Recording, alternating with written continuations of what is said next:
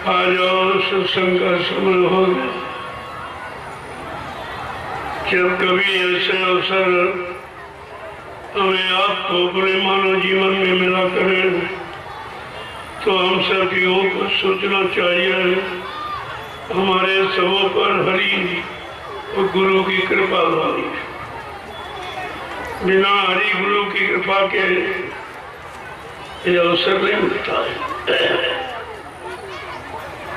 बगैर संतों की दया के इन जीवात्माओं का उद्धार नहीं होता है और बगैर हरि कृपा से संत नहीं मिलते। हरि का केवल इतना काम है कि वो संतों के पास तुम्हें पहुंचा दे, फिर उनसे तुम बनी जीवात्मा के कल्याण का रास्ता युक्ति पूछ लो। ये तो तुम्हारा काम, पूछना, सुनना, सुनाना, करना, कराना, ये तेरे जीव का काम। लेकिन उनका काम इतना है कि तुमको प्रभु परमात्मा के जानकर जो संत महापुरुष के पास पहुंचा दिया। अब भरोसमय भा हनुमंता, बिन हरि कृपा मिले नहीं संता। हरि की कृपा कितनी होती है कि संतों के पास पहुंचा देती। फिर आपका काम उनसे बनी घर जाने का रास्ता चुपती पूछ लो और चलने की तैयारी कर दो। जो नाम दान देते हैं ये नाम डोर सब जोड़ है। इसी नाम डोर सब जोड़ को पकड़कर सारी सुखते रोए जीवात्माएं सत्यलोक से उतारी गई थी और काल माया ने मिलकर तुम्हारी नाम डोर छोड़ ली, छीन ली। जो तुम्हारा आधार था ले जाने का वो तो काल माया ने मिलकर छीन लिया। अब तुम बिल्कुल निहत्थे हो, कुछ नहीं रहा। तब उसने अपने कर्मों के जाल में फंसा दिया। जब जीवात्माओं का भंडार मृत्यु मंडल में आया था तो सब पाक साफ थी, आती थी जाती थी, आती थी जाती थी। काल ने देखा कि मैंने अखंड तपस्या की है, ये भंडार मांग के ले आया हूँ तो मेरा कोई इन पर अधिकारी नहीं। जब चाहती है चली जा रही, आ रही, जा रही। तो फर्स्ट उसने हम सब जीवात्माओं को फंसाने के लिए कर्मों का जाल बना दिया। कर्मों का जाल बन गया और भोगों का दाना डाल दिया। भोगों के लालच में हम सब जीव फंस गए। अब निकलना मुश्किल है क्योंकि निकलने का रास्ता तो मालूम नहीं था। और एक दिन नहीं, 3 युगों से फंसे पड़े। किसी ने हमें आपको निकाला नहीं। जो भी आया वो भी उसी में फंस गया। ऋषि आए, मुनि आए, योगे योगेश्वर आए, ब्रह्मचारी आए, अवतारी शक्तियां, ज्ञानी विज्ञानी सब आए, लेकिन सब उसी में फंसे रहे। उसी राजपाट, धन दौलत, मान सम्मान, अधिकार, पद पत्नी, बाल बच्चे, इसी में फंसे। जीवात्मा का तो राज किसी ने जाना नहीं क्योंकि किसी को मालूम नहीं था। और जिनको मालूम था वो संत महापुरुष आए नहीं थे। वो तो कलयुग में आए। अभी लगभग 750 वर्ष पूरे होने जा रहे तब से संत नाम सुनने को मिला। 4 वेद, 6 शास्त्र, 18 पुराण, 19 उपनिषद और 36 ऋचाएं, ये धर्म चर्चा जिनमें वर्णित है, लेकिन संत नाम नहीं थे। और सतयुग, त्रेता, द्वापर, इनमें भी संत नाम नहीं। 5500 वर्ष कलयुग के निकल गए, इनमें भी संत नाम। संत नाम तो अभी जब से कबीर साहब आए तभी ये संत नाम चला और संत मत चला। इसीलिए कहा कि घिरी बदरिया पापी बरस रहे अंगार और संत नाते जगत में तो जर मरता संसार। अगर संत महापुरुषों का आगमन इस भारत भूमि पर न हुआ होता तो हम सब जीवात्माओं को अपने घर जाने का अवसर, मौका ही नहीं मिलता। हम सब फंसी पड़ी रहते। तो कितनी बड़ी उनकी दया हुई, लेकिन हमने अपने दया को ठुकरा दिया। उन दयालु को समझा नहीं, जाना माना पहचाना नहीं, अपना बनाया नहीं, तो कितना भारी नुकसान। यानी तो दुर्भाग्य की सीमा ही खत्म हो गई। हम सब कितने बड़े दुर्भाग्यशाली, कितना बड़ा अवसर कितने युगों के बाद जीवात्मा को जगने का, परमात्मा से मिलने का, अपने घर जाने का मिला, वो भी हमने अपने हाथ से निकाल दिया, तो बहुत बड़ा नुकसान हुआ। और अब भी विचारों की समझ में नहीं आ रहा कि हमने जो नुकसान किया है उस नुकसान को हम लोग पूरा करें, ये तो और बढ़ाते चले जाए और भागते चले जाए दूर। जब दूरी बढ़ जाएगी तो आने में बड़ी परेशानी होगी, वापस लौटने में आपको बहुत दिक्कत और वापस लौटना पड़ेगा, क्योंकि आगे कोई रास्ता नहीं। कहाँ भागे जा रहे हो वो सब काल के ही रास्ते, वहाँ दयाल का कोई रास्ता नहीं। तुमको लौट करके अंततोगत्वा फिर इधर ही आना पड़ेगा। व्यक्ति फिजाने में जीवन बचा कि नहीं बचा, ये भी बात तो है। अगर जीवन की सारी श्वासें की पूंजी भागने में खत्म हो गई तो वापिस लौट कर आने का मतलब क्या हुआ? तुम बीचे में खत्म हो गए। इसलिए समय की जानकारी लेनी चाहिए, और समय की जानकारी संत महापुरुषों के सिवा कलयुग की जानकारी किसी को नहीं, क्योंकि कलयुग का कोई इतिहास है नहीं। जब इतिहास लिखा ही नहीं तो आप जानकारी क्या करेंगे? इसीलिए बाबा जी को कहना पड़ा कि मैं कलयुग का इतिहास बनाने आया हूँ। जो काम अभी किसी ने किया नहीं, कलयुग का कोई इतिहास बना नहीं। इतिहास तो सतयुग त्रेता द्वापर के बने हैं, वही हमें आपको सुनाए पढ़ाए जा रहे हैं, लेकिन वो तो बीते हुए काल के, बीते समय के।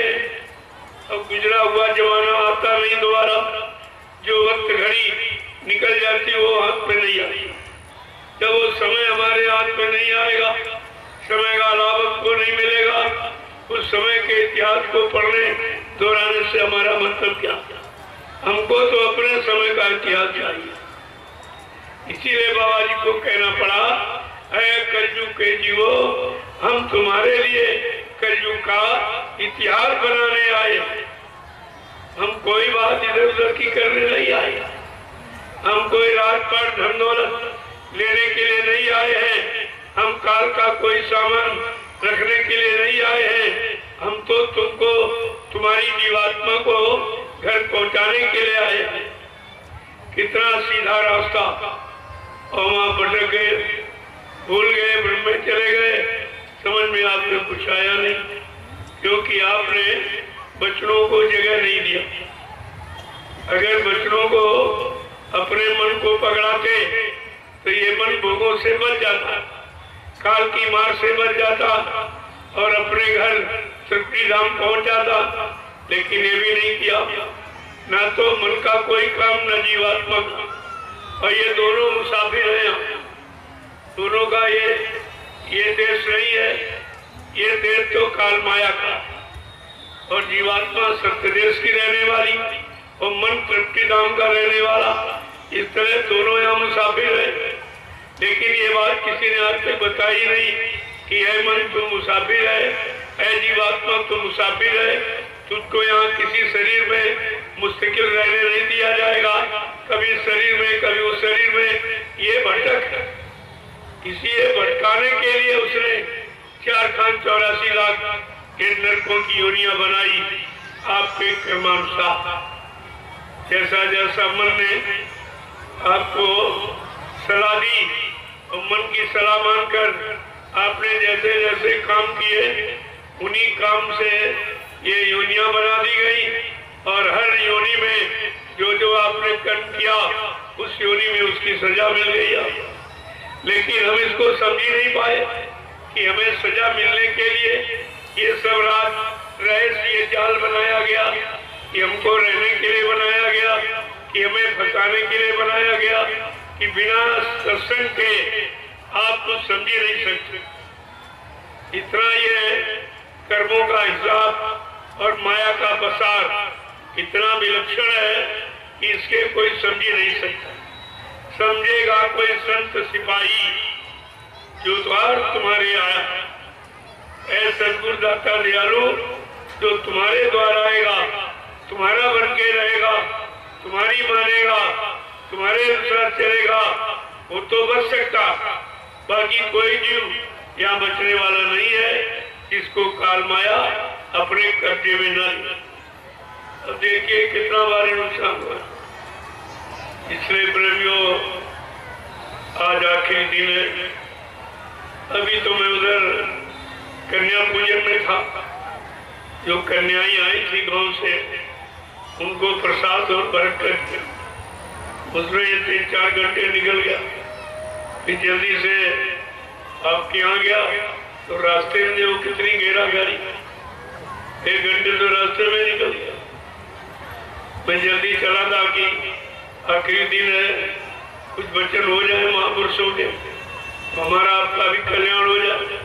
लेकिन ये बीचे में घेरा गाड़ी करते, इनकी भी श्रद्धा है, इनका भी सेवा भाव है। तो 1 घंटे भी इनके पीछे थोड़ा समय बचा है, तो चलते चलाते उन वचनों को सुन लीजिए जो तुम्हारे जीवन में काम आए। जितना आपने सुना आज तक, जितना आंखों से देखा, कानों से सुना, बुद्धि से विचार किया और इंद्रियों से करके देखा, लेकिन मिला आपको कुछ, क्योंकि ये काम तुम्हारा नहीं था। ये काम जीवात्मा का नहीं है। तो शरीर इंद्रियों से तो आपको सिखाया गया 3 युगों से कि पूजा करो, पाठ करो, तीर्थ करो, व्रत करो, हवन जब तब यह गंगा स्नान करो, माने कर्म। जो इंद्रियों से शरीर से आपने किया, उससे शरीर इंद्रियों को लाभ नहीं। लाभ का मतलब इनके मुताबिक भोगों का सामान मिल जाएगा, सामान मिल जाएगा, लेकिन भगवान नहीं मिलेंगे।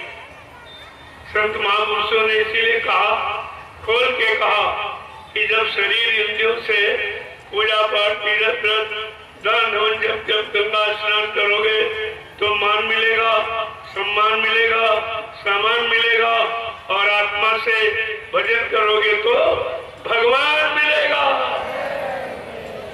ये भगवान मिलने वाला, ये सामान मिलेगा। अब चाहे दोनों कर लो, चाहे संत महात्मा कोई आलोचना नहीं करते, किसी का तिरस्कार नहीं करते, किसी का खंडन नहीं करते, बल्कि दोनों रास्तों की जानकारी देते कि शरीर इंद्रियों से जो कर्म करोगे तो शरीर इंद्रियों को लाभ मिलेगा, और आत्मा से कर्म करोगे तो आत्मा को लाभ मिलेगा। आत्मा का कर्म क्या है? सुमरन, ध्यान, भजन, ये आत्मा का कर्म। ये जो 3 आपको साधन बताए गए, ये मन को भी रोकेंगे। सुमरन करो, ध्यान करो, भजन करो, इससे क्या होगा? मन भी रुकेगा, और जब मन रुकेगा तो जीवात्मा का साथ दे दे। जब साथ दे देगा तो जीवात्मा मन को लेकर के वो अपने घर चली जाएगी। रास्ते में मन का घर पड़ता है, मन को उसके घर में छोड़ देगी और अपने सत्संग चली जाएगी। ऐसे दोनों का काम हो जाए। जब काम तुम्हारी समझ में आ जाएगा तब तो कर्म का लाभ मिलेगा। लेकिन अभी तक आपने समझा नहीं था। समझा होता तो तुम्हारे अंदर चेतन जीवात्मा बैठी है, इसलिए शरीर चेतन दिखाई देता। अगर जीवात्मा शरीर से निकल जाए तो 1 मिनट में शरीर मुर्दा हो जाए। अरे ये मुर्दा ही है। चेतन जीवात्मा के कारण ये चलता फिरता, उठता बैठता, बोलता, काम करता नजर आ रहा। और ये बात आपको किसी ने बताई नहीं। अगर ये बात बताई गई होती तो आप काल के सामान में मिथ्या समय खराब नहीं करते आप। लेकिन सबने बताया ठीक है, यही है, तो हम यही रोटी, कपड़ा, मकान, पत्नी, बाल बच्चों के चक्कर में सारा जीवन चला गया। और ये भी तुम्हारे साथ नहीं जाएगा। न मकान जाएगा, न रोटी जाएगी, न कपड़ा जाएगा, न तुम्हारे रिश्ते नाते जाएंगे, यहाँ का जाने वाला कुछ नहीं। और ये शरीर ही नहीं जाएगा कि शरीर के लिए आप रातों दिन परेशान, इसी शरीर को खिलाने पिलाने और सजाने में सारा समय तुम्हारा जा रहा, तो ये शरीर तुम्हारा है नहीं। अब दूसरे को तुम सजा रहे हो, दूसरे के चक्कर में पड़े हो। हाँ, इतना जरूर है कि शरीर हमारी जीवात्मा का कब्र है, खोल है, घर है, मकान, उसमें रहती है। इसीलिए हम लोग शरीर की रक्षा, सुरक्षा, हिफाजत करते हैं कि हमारी जीवात्मा का घर है। जितने ज्यादा दिन ये सुरक्षित, निरोग और शक्तिशाली बना रहे, उतने ज्यादा हम जीवात्मा का भजन कर लेंगे। वो तो भजन के लिए इसकी सुरक्षा थी, लेकिन तुम भोगों के लिए इसकी सुरक्षा करते हो कि ज्यादा इसको हट फूल रखते हो। अच्छा, तमोगुणी रजोगुणी आहार भोजन लेके इसको बलशाली बलवान बनाते हो। किस काम के लिए? भोगों के लिए, भोगों में फंसने के लिए, भोगों में अपनी शक्ति को नष्ट करने के लिए। ये भी नहीं पता है जो तुमने शरीर को खिलाया पिलाया, तंदुरुस्त किया, और उससे काम क्या लिया? भोगों में फंस गए। जब भोगों में चले गए तो सारी शक्ति निचोड़ दी गई। जैसे कपड़ा निचोड़ते हो, ऐसे शरीर को भोगों ने निचोड़ दिया। अब तुम्हारे पास कुछ नहीं, सिवाय बीमारी के, सिवाय दर्द के, सिवाय मुसीबत के, परेशानी के आपके हाथ कुछ लगा नहीं है। ये तुमने खर्च किया। अरे पैसा, धन दौलत ऐसी जगह खर्च किया जाता जहाँ कुछ बदले में मिले। जब बाजार जाते हो तो जब जेब खाली होती तो सामान से झोला भर जाता है, तो हमें खुशी होती कि हमें सामान मिल गया। अच्छा, लेकिन जो भोगों में आपने शक्ति नष्ट की है, इसमें आपको क्या मिला? कभी इस पर बैठ के विचार करते हो और अब भी उसी में फंसे और निरंतर फंसने की तैयारी करते रहते। तो जब इतनी छोटी बात अभी तक समझ भी नहीं आई कि भोग और रोग है, भोग रोग बन के निकले, भोग ही रोग का सामान है। अगर भोग न करते, शरीर की शक्ति न नष्ट होती, तो हम रोगी नहीं होते, हम योगी होते। लेकिन भोगी कभी योगी नहीं हो सकता और रोगी भी कभी योगी नहीं हो सकता। ये दोनों चीजें आपको ध्यान में रखनी चाहिए। इसलिए जब संत महात्मा आए, उन्होंने तुम्हारे शैतान मन को पकड़ा कि सारी इस मन की ही है, इसी की चाल ये है। अगर ये भोगों के लालच में न फंसा होता तो आज शरीर नष्ट नहीं हुई, शरीर में बीमारी नहीं होती, कमजोरी नहीं होती, काम क्रोध लोभ मोह अहंकार ये तुम्हारे पर दबाव नहीं बनाते, तुम्हें मजबूर नहीं करते। ये सब इसलिए कि हमने अपनी सारी शक्ति भोगों में नष्ट कर। इसलिए महापुरुषों ने कहा ब्रह्मचर्य जीवन है और वीर नाश मृत्यु। देखो कितनी बड़ी बात हो तो कि ब्रह्मचर्य ही जीवन है। अगर जीवन सुरक्षित निरोग शक्तिशाली जीना चाहते हो तो ब्रह्मचर्य का पालन करो। और ब्रह्मचर्य आपको पैदाशी ये गुण मिला हुआ। जब बच्चा पैदा होता है तो 3 गुण लेके, शाकाहारी, सदाचारी और ब्रह्मचारी, 3 गुण लेके पैदा होता। और जब हम पैदा हो गए तो पहले गुण को हमारा खो दिया कि हम शाकाहारी नहीं रहे। पहले गुण आपने खत्म कर दिया। जब आप शाकाहारी नहीं रहे तो सदाचारी ब्रह्मचारी का मतलब नहीं होता, वो तो मतलब नहीं उससे हो। इसलिए संत महापुरुषों ने धीरे धीरे धीरे धीरे आपको उसी रास्ते पर लाके खड़ा किया जो तुम्हारे जीवन जीने का असली रास्ता क्या है? ब्रह्मचर्य जीवन। ये जीवन शक्तिशाली जीवन, ये निरोग जीवन है, ये बलशाली बनने का जीवन है, ये चरित्रवान शक्तिमान बनने का जीवन है। लेकिन अभी तो हम जीवन जीना नहीं सीख पाए। यही नहीं मालूम जीवन किसे कहते हैं, जीवन है क्या, जीवन हमारा कहाँ जा रहा है, कितना खत्म हो गया, कितना रह गया। इस जीवन जो खत्म किया उसमें क्या मिला, अब जो रह गया है उससे क्या मिलेगा? क्या कभी इस पर विचार करते हो? कुछ इस पर तुम्हारा विचार ही नहीं जाता। इधर तुमने अभी मुख मोड़ा ही नहीं। अगर इधर मुख को मोड़ लिया होता तो आज तुम्हारा जीवन कुछ और होता, जीवन जीने का ढंग तुम्हारा कुछ और होता, और तुम जीवन को जीकर लोगों को जीना सिखा देती। लेकिन जब तुम ही जीवन नहीं जी पाए तो लोगों को क्या सिखाओ, क्या शिक्षा आप दोगे? निरंतर भोग करने वाले क्या योग की शिक्षा देंगे? क्या जीवन भोग के लिए मिला है? जब ये आपको बता दिया गया ये मानव का मूल मंदिर है, ये प्रभु परमात्मा की प्राप्ति के लिए मिला, तो आप किस प्राप्ति में लगा रहे हो उसको? कहाँ बात मान रहे हो? अगर आपने बात मान ली होती तो आज ये स्थिति देश की कुछ और होती। इसलिए महापुरुषों ने इशारा करके आपको कितनी चेतावनी दिया। क्या कहा था कि अगर बात संतों की मानी जो होती, अगर बात संतों की मानी जो होती, अगर बात गुरु जी की मानी जो होती, अगर बात गुरु जी की मानी जो होती, तो सिर पे तुम्हारे ये आफत न आती, तो सिर पे तुम्हारे ये आफत न आती।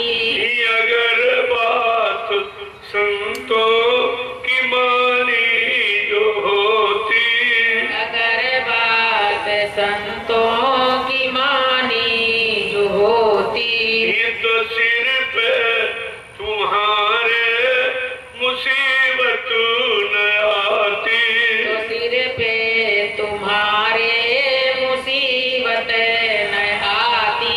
सभी देशवासी ये भाई है अपने, सभी देशवासी ये भाई हैं अपने, तो फिर बैर की नीति ठानी क्यों तुमने, तो फिर बैर की नीति ठानी क्यों तुमने, तो फिर बैर की नीति ठानी क्यों तुमने, तो फिर बैर की नीति ठानी क्यों तुमने। दया प्रेम सेवा तुम्हारे में होती, दया प्रेम सेवा तुम्हारे में होती, नदी खून की ये बहाई न होती, नदी खून की ये बहाई न होती, अगर बात गुरु जी की मानी जो होती, अगर बात गुरु जी की मानी जो होती, तो सिर पे ये आफत तुम्हारे न आती, तो सर पे तुम्हारे ये आफत न आती, कि घट घट में इंसान के रहता भगवान, घट घट के इंसान में रहता भगवान, और इसकी नहीं तुमको है कोई पहचान, इसकी नहीं तुमको है कोई पहचान। अगर दिल भवन में सफाई जो होती, अगर दिल भवन में सफाई जो होती, ये तो मंदिर ये मस्जिद बनाई न होती, मंदिर ये मस्जिद बनाई न होती। अगर दिल भवन में सफाई जो होती। अगर दिल भवन में सफाई जो होती। तो मंदिर ये मस्जिद बनाई न होती। तो मंदिर ये मस्जिद बनाई न होती। अगर बात संतों की मानी जो होती। अगर बात संतों की मानी जो होती। तो सिर पे ये आफत तुम्हारे न आती। तो सिर पे तुम्हारे ये आफत न आती। सभी धर्म ग्रंथों का है एक कहना। सभी धर्म ग्रंथों का है एक कहना। सभी धर्म ग्रंथों का है एक कहना। सभी धर्म ग्रंथों का है एक कहना।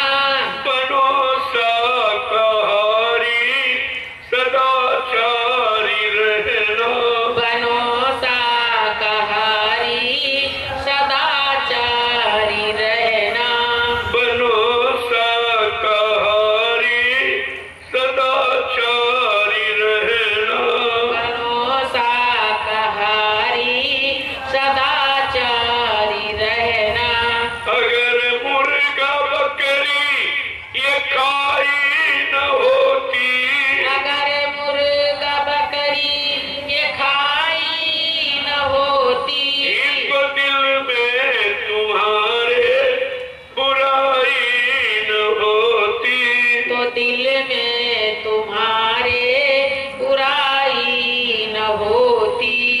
तो दिल में तुम्हारे बुराई न होती। तो दिल में तुम्हारे बुराई न होती। अगर बात संतों की मानी जो होती। अगर बात संतों की मानी जो होती। अगर बात मुर्शिद की मानी जो होती।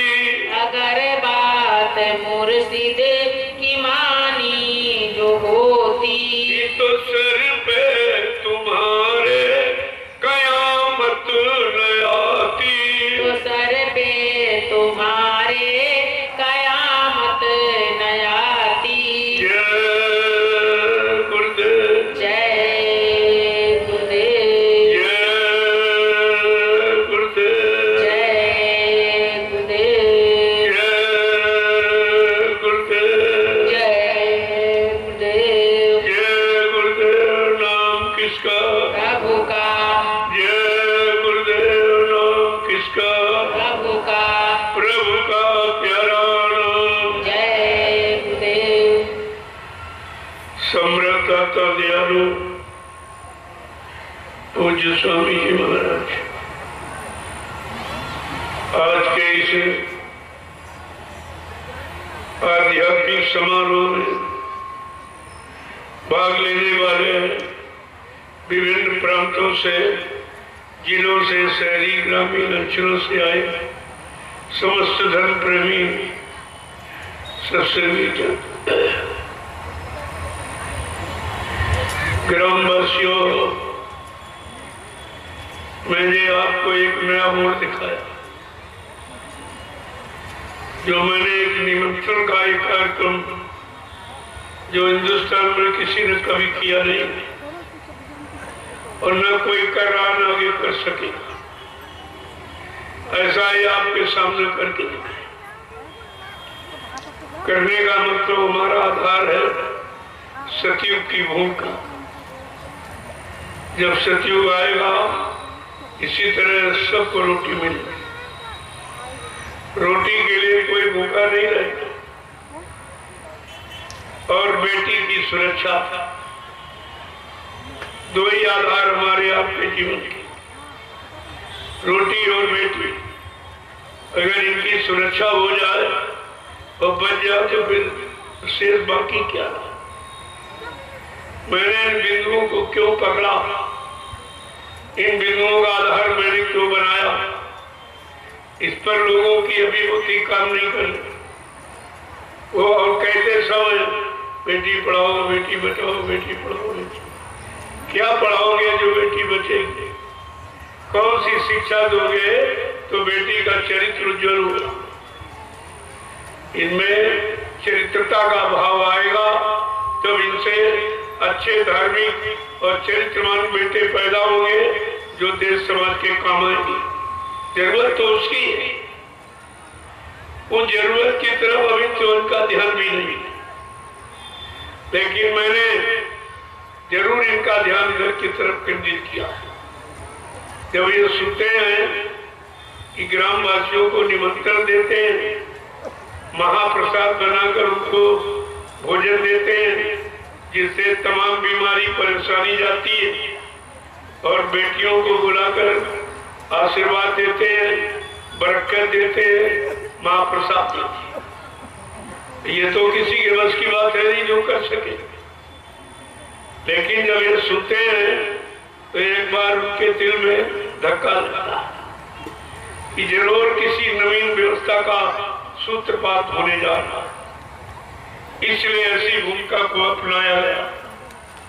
बात तो सबके समझने वाली है, लेकिन अब उनकी बस की बात नहीं है कि वो कर सके। ऐसा नहीं कि वही क्यों मैंने जो 9 वर्ष में ये संदेश दिया है वैसे नहीं, इनसे परमिशन लेके। मैं बगैर परमिशन के कार्यक्रम ही नहीं करता। परमिशन का मतलब हमारा इनको भी जानकारी दे कि शासन प्रशासन ये न कहे कि हमारी बगैर जानकारी में इन्होंने ये काम किया।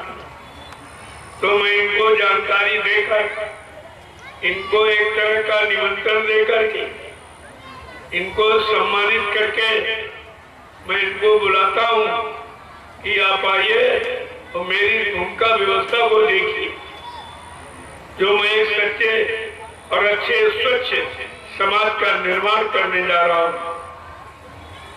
अच्छे सच्चे समाज का निर्माण अच्छे सच्चे शाकाहारी सदाचारी ब्रह्मचारी चरित्रवान लोगों से ही होता, तो उन्हीं से होता। और अगर इस तरह के लोगों से होना होता तो अब तो सब पढ़े लिखे, सब पढ़े लिखे, सब डिग्री डिप्लोमा लिए, लेकिन समाज का कोई काम नहीं, मानवता इंसानियत का कोई काम नहीं, प्रेम प्यार मोहब्बत सेवा दया सदाचार परमात्मा की याद प्यार का कोई काम नहीं, माँ बहने बेटी की परख पहचान का कोई काम नहीं। तो फिर काम कौन सा होगा? यही हमारे जीवन का जीवन है, हम इसी को जीवन कहते हैं। जब जीवन ही नहीं रहेगा तो हम कैसे जिएंगे? इस पर किसी का विचार ही नहीं जाता। हमारी भूमिका पर अभी किसी के दृष्टि नहीं जा रही। जो मैंने 2 बिंदु पकड़े हैं, रोटी और बेटी, और ये मुख्य है, इनका भी उद्देश्य है ही। लेकिन अगर हमारी बात को समझ ले, हमारे आधार पर खड़े हो जाए तो इनको यानी स्वच्छता दिखाई दे कि स्वच्छता क्या है। लेकिन धीरे धीरे धीरे तो अच्छी सच्ची बात तो माननी ही पड़ेगी। समय जो भी निकल जाए, लेकिन सत्य को कोई पराजित नहीं, सत्य को कोई हटा नहीं सकता। सत्य अपने में निडर है, सत्य अपने में स्थिर है और बहुत दृढ़ मजबूत है। लेकिन अब धीरे धीरे जब ये सब जगह फैल जाएगा कि भाई स्वच्छता क्या है, स्वच्छता क्या है। जैसे स्वच्छता का अभियान सरकार चला था, पहले लोग घर में भोजन करते थे और दिशा मैदान जंगल में जाते थे, कहते भाई गंदगी है तो घर के बाहर जाएंगे। अब क्या करते हैं, होटल पर खाना खाया और लैट्रिन घर में जाते हैं। घर में मतलब गंदगी घर में करते और कहते हैं स्वच्छता का अभियान। ये कौन सी स्वच्छता है? ये कौन सी स्वच्छता? और केवल किचन और लैट्रिन का अंतर केवल एक ईंट का पर्दा, इधर किचन इधर लैट्रिन, सारे कीटाणु के वो किचन में ही तो जाती है। बीमारी का पहला कारण ये, जब तक इस पर ध्यान नहीं दिया जाएगा, और इससे दो नुकसान हुए। एक तो घर में गंदगी आई और दूसरा खेतों की उर्वर शक्ति कम हो, उर्वर शक्ति कम हो। तो मैंने जो अभियान चलाया है, सभी जानते हैं, 9 वर्ष में मैंने देश में स्वच्छता का अभियान जारी किया है कि हमारे यहाँ जितने लोग सत्संग में आएंगे सब खुरपी साथ में ले आए, और जाओ जहाँ कार्यक्रम हो रहा, जो करवा रहा उससे पूछो कि भाई दिशा मैदान शौचालय कहाँ पर आपने बनाए, इधर की तरफ जाए तो दूर चलकर मैदान में खेतों में अपना गड्ढा खुरपी से खोद दिया। रोज जाते हैं, दिशा मैदान किया, पैर से मिट्टी खिसका दी, तो जब तक यहाँ से चलेंगे गड्ढा अपने आप पूरा, कहीं कोई गंदगी नहीं होगी, प्रदूषण नहीं होगा, एक नए पैसे का खर्चा नहीं, और इन खेतों की उपज 10 गुना बढ़ जाएगी। 2 वर्ष तक खाद डालने की जरूरत नहीं पड़ी। तो इस बात को तो कोई नहीं समझता। जो सच्ची है, अच्छी है, सस्ती है, सरल है, हर व्यक्ति कर सकता, उसको तो ये समझ नहीं रहे और महंगाई बना दी। जब शौचालय का पैसा खा गए तो ये गंदगी खाने वाले कभी स्वच्छता की बात करेंगे? जब खुद ही गंदगी खा रहे हैं, इनको ये भी नहीं लग रहा कि तो शौचालय का पैसा है, अरे भाई तो गंदा है, हमें नहीं खाना, वो भी खा जाते। लेकिन जब तक संत महापुरुषों के वचन नहीं मानोगे, तुमको सुख शांति जीवन में मिलने ही वाली नहीं। कहीं चले जाओ, कितना पैसा जमा कर लो, कितने मकान दुकान बना लो, कितने बाल बच्चे पैदा कर लो, लेकिन सुख शांति नहीं मिलेगी। सुख शांति जहाँ है वहाँ तुम जाओगे नहीं, जो देने वाले हैं वहाँ उनसे तुम लोगे नहीं, और तुम मुफ्त में कोई पैसा भी नहीं ले, और घर गृहस्थी का में रहने वाले लोगों का जीवन का रास्ता बदल देंगे, सुख शांति मिल जाएगी। अरे कोई बाजार थोड़ी लगी कि आप पैसे से सुख शांति खरीद लोगे। तो इसलिए बात तो आपको माननी पड़ेगी। बाबा जी ने बहुत पहले इशारा किया, 1980 में लगभग कहा था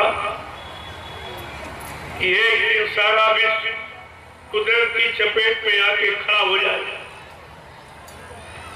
और जितने भी ये जिम्मेदार लोग हैं जो काले नीले पीले हरे लाल झंडे लिए घूम रहे हैं, ये अपने अपने झंडों को फेंक कर अगर तुम्हारे जय प्रभु नाम के झंडे के नीचे अगर ना आ जाए तो इस बाबा को बाबा मत कहना।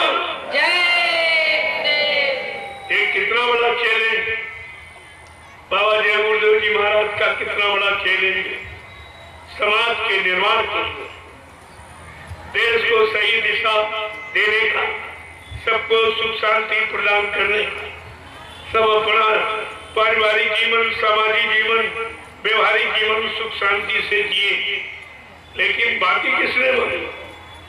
80 से कितना समय निकल गया, बराबर 40 वर्ष हो गए, बताते बताते अब किसी ने नहीं माना, एक भी बात किसी ने स्वीकार नहीं की, और सर पे आफत आ गई। और ऐसी आफत आई है कि जिसकी किसी के पास दवा नहीं। ये बीमारी की दवा किसी के पास नहीं है, और बीमारी है भी नहीं, ये तो प्राकृतिक प्रकोप है। बाबा जी ने यह भी कहा था, अणुबम परमाणुबम सीमित क्षेत्र को नष्ट कर सकता, लेकिन कई कुदरत नाराज हो गई और उसने कीटाणु बम छोड़ दिया तो सारा विश्व तबाह हो जाए। कहा सारा विश्व तबाह हो जाए, और कुदरत ने ऐसा कीटाणु बम छोड़ा इतना भी बीमारी सब जगह फैलता और सब परेशान हो गए। कितने करोड़ जीव चले गए। ये मनुष्य मंदिर कितने बिगड़ गए।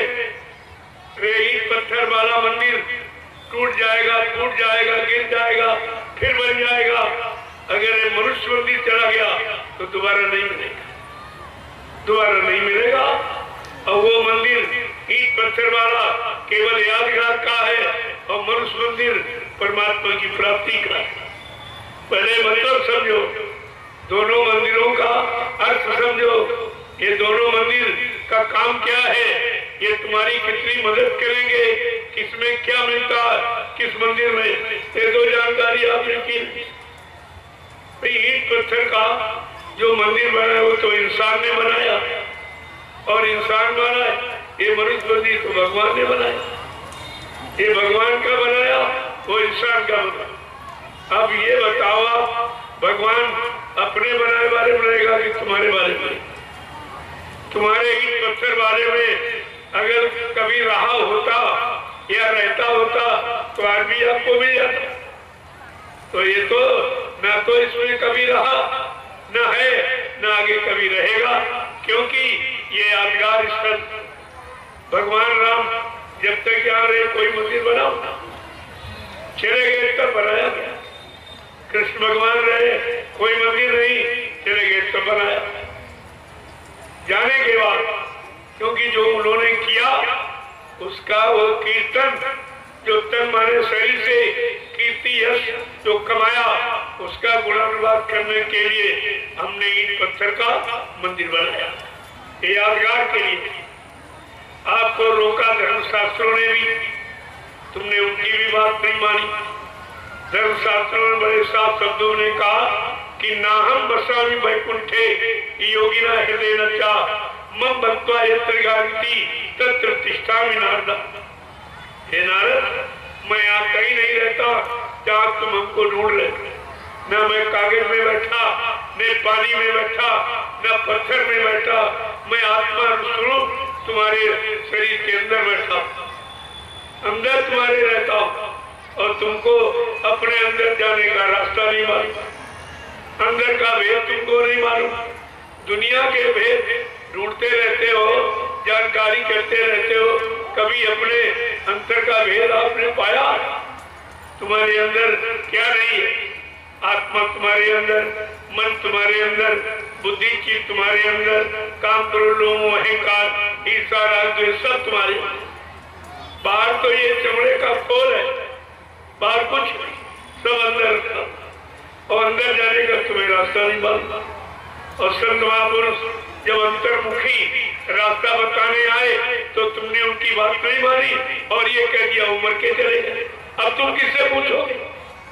जब तुम्हारी धारणा ये बन गई, तुम्हारे में विश्वास हो गया कि वो मर के चले गए, तो तुम अब पूछोगे किससे? अंतर्भेद किससे पूछोगे? तो ये भी नहीं सोचते हो क्या कह रहे हैं, किसके लिए कह रहे हैं, इसमें हमारा नुकसान है कि किसी और का है, कुछ एकदम आप मत किए कहते रहते हो। ये समझ क्यों नहीं आई? क्योंकि आपने सत्संग नहीं किया। महापुरुषों ने बताया, अगर जीवन का सार समझना चाहते हो तो सत्संग के द्वारा मिलेगा। कहानी किससे सुनकर, पूजा पाठ करके तुमने जीवन का सार नहीं जान पाया। और सत्संग और भजन और सेवा, ये तीन आधार, ये अध्यात्म के तीन स्तंभ हैं। अगर इन पर खड़े होना सीख जाओ तो जीवन का सारा रात तुम्हारे पास होगा। तब तुम अपना जीवन जी सकोगे, जिसके कारण परमात्मा खुदा ने ये जीवन दिया है। इसीलिए महापुरुषों ने इशारा करके कहा कि सत्संग सार है जीवन का, सत्संग सार है जीवन का। ये जीव बेचारा क्या जाने, यह जीव बेचारा क्या जाने। सत्संग संग सार है जीवन का, सत्संग सार है जीवन का। ये जीव बेचारा क्या जाने, यह जीव बेचारा क्या जाने, जो फंसे काल के चक्कर में, जो फंसे काल के चक्कर में। ये सत्संग में आना क्या जाने, सत्संग में आना क्या जाने। कैसे जो काल के वशीभूत हैं, स्वार्थ लोभ लालच के शिकार बन गए, वो जीव सत्संग में दाखिल नहीं हुए और उनको सत्संग समझ में भी नहीं आया, क्योंकि उन पर काल का पहरा है। और सत्संग दयाल का है, दयाल देश जाने की युक्ति है। क्या कह रहे हैं कि जिन सतगुरु दर्श नहीं पाया, जिन सतगुरु दरस नहीं पाया, वो पाप मिटाना क्या जाने, वो पाप मिटाना क्या जाने। ये सतगुरुआ देश नहीं माना, सतगुरु आदेश नहीं माना, वो पुण्य कमाना क्या जाने, वो पुण्य कमाना क्या जाने। जो सतगुरु रूप बसा ना सके, जो जो सतगुर रूप बसा ना सके, वो पाप मिटाना क्या जाने, वो ध्यान लगाना क्या जाने। जो सतगुरु रूप बसा ना सके, जो जो सतगुर रूप बसा ना सके, वो ध्यान लगाना क्या जाने, वो ध्यान लगाना क्या जाने। अब जिन्होंने कह दिया सदगुरु चला गया, तो वो ध्यान किसका था? ध्यान जिंदे का होता कि मुर्दे का होता? ध्यान चेतन का होता कि जड़ का होता? जो तुमने ये कह दिया है कि सदगुरु चले गए, तो लिखा ध्यान मूलम गुरु मूर्तिम, पूजा मूलम गुरु पदम, मंत्र मूलम गुरु वाक्यम, मोक्ष मूलम गुरु कृपा। मोक्ष गुरु की कृपा पर निर्भर है। और कृपा जिंदा करेगा कि मुर्दा करेगा? तुमने तो गुरु की कृपा ही खो दी, तुम्हें मिलेगा क्या? तुमने वचनों पर कोई विचार किया? सत्संग वचनों को तुमने कभी अपने अंदर रखा? उन पर पुनर्मनन कभी किया? कुछ नहीं, कुछ नहीं, ऐसे बैठे रहते और कुछ किया भी नहीं। और जब किया तो कहते गुरु चले गए, ये किया, ये आपने और किया। तो जो बताओ, जब गुरु चला गया तुम ध्यान किसका करो? मदद किससे लोगे? सहयोग कौन करेगा? प्रार्थना वंदना किससे करोगे? प्रार्थना जिंदे से की जाती कि मुर्दे से की जाती? जिंदे से। इतना भी तो तुम्हें अंदर बुद्धि नहीं कि हमने ये किया क्या, हमने अपना सारा आध्यात्मिक आधार खत्म कर दिया। जब गुरु चला गया खेल खत्म हो गया, कुछ नहीं बचा, कुछ नहीं बचा। तो तुमने वही काम किया। जो सतगुरु रूप बसा न सके, जो सतगुर रूप बसा ना सके, वो ध्यान लगाना क्या जाने।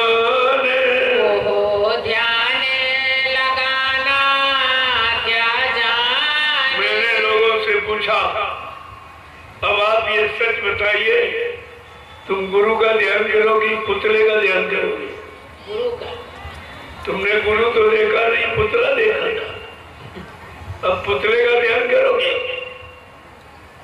ये भी नहीं तुम्हारी समझ में आया कि आगे हमारा ध्यान का रास्ता ही खत्म हो रहा। हम ध्यान करेंगे तो किसका करेंगे? एक एक वचन अगर सत्संग का आपने सुना होता, अपने जीवन में उतारा होता, जीवन जीने का आधार बनाया होता, तो आज तुम्हारी स्थिति कुछ और होती। आज तुमने कितनी यानी आध्यात्मिक तरक्की हासिल कर ली होती, लेकिन कुछ नहीं। तुमने तो जहां से जो चीज मिलती है वो मिलने वाले को कह दिया मर गया चला गया, तो तुम लोगे किससे? अब तुम दया किससे लोगे? क्षमा याचना किससे मांगोगे? कौन तुम्हारे पाप कर्मों की क्षमा याचना करेगा? कौन तुम्हारी जीवात्मा का कल्याण उद्धार करेगा? और ये सब बातें विचारनी थी।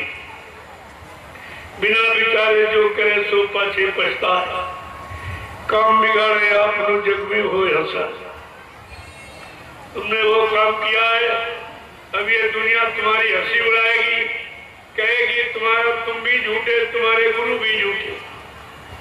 तुमने कहा था गुरु महाराज ये करेंगे, ये करके जाएंगे, अब कहते गुरु चले गए तो तुम झूठे, तुम्हारे गुरु भी झूठा। अरे तुम ये मुंह दिखाने काबिल रहोगे? आगे वो समय आ रहा है, ये भारत की जनता सब पूछेगी, क्योंकि तुमने बाबा जी के वचनों का हिंदुस्तान में, गांव में, शहरों में, कस्बों में सब जगह आपने प्रचार किया, और जो प्रचार किया वो भारत की जनता जानती है। अब आपसे वो पूछने ही वाली है कि बताओ, तुमने कहा था कि विश्व को सुख शांति जय गुरुदेव नाम से मिलेगी, और विश्व को सच्ची सुख शांति बाबा जी से मिलेगी। अब तुम कह रहे हो बाबा जी मर गए और सुख शांति फिर विश्व को कौन देगा? क्या तुम दोगे, या तुम्हारा कोई और भाई दे देगा, या तुम्हारा सारा शिष्य परिवार क्या विश्व को सुख शांति दे देगा? ये सब आपसे पूछा जाएगा। मैं तो इसलिए आपको बता रहा हूं कि आप उस समय जवाब क्या देंगे। तुम्हारे पास क्या जवाब होगा जब ये भारत की जनता पूछेगी, तुम्हारा मुंह नोच लेगी, गांव की गली, शहर की सड़कों पर तुम्हारा चलना मुश्किल कर देगा।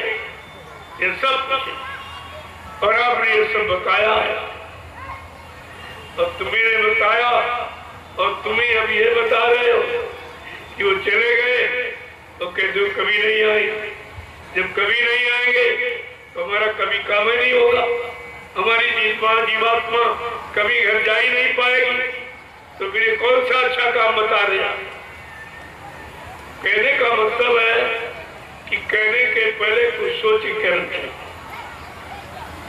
ये तराजू तौल तब मुख बाहर का, पहले हृदय रूपी तराजू पर तौलो बच्चों को। जो हम कर रहे हैं इसका प्रभाव क्या होगा बच्चों का? इस पर जवाब सवाल क्या करेंगे लोग, हमारा उत्तर क्या होगा? ये सब आपको विचार करना चाहिए। लेकिन तुमने जिस उस श्रृंखलता में काम किया है, जो गंभीरता का काम था, वो श्रृंखलता में आपने किया, वो पछताना और रोना तो आपको पड़ेगा।